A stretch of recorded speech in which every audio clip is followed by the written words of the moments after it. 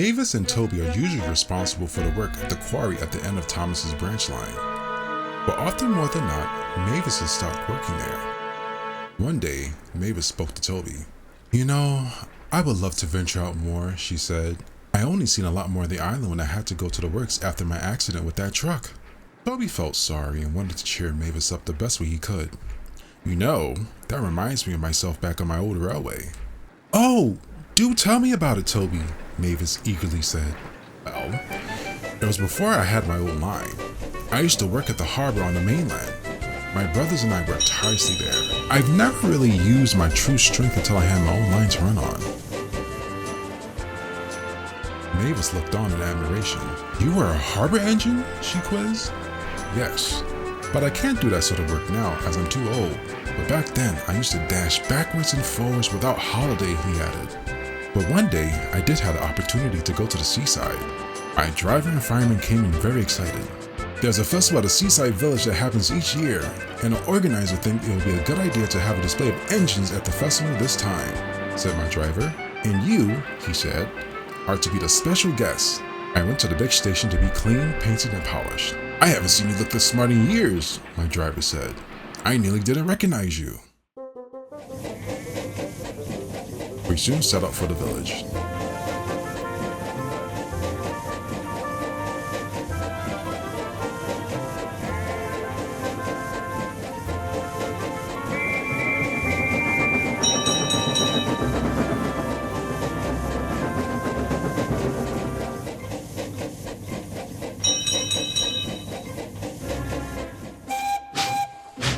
We stopped at a junction, and a train from the branch line arrived.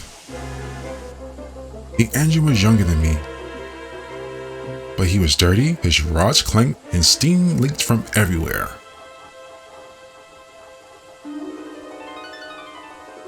"That poor engine," I said. "Can I help pull his train to the next station?" The station master agreed. I was coupled up,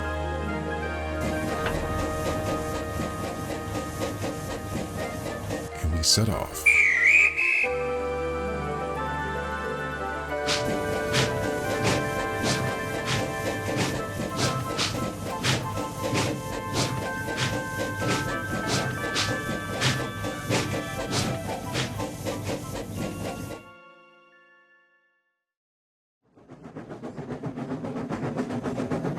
The engine was very friendly and we chatted.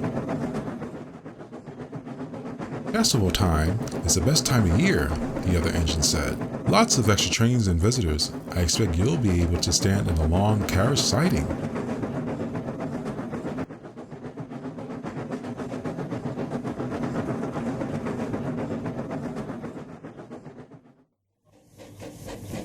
We soon came to the seaside station. The station master saw us, and he was surprised to see me. He stared, frowned, and shook his head and walked away. Next day, I woke up and saw the sea sparkling in the distance, and the birds made a loud swooping noise. "I wonder what they are," I pondered. "I must ask my driver and fireman when they'll come."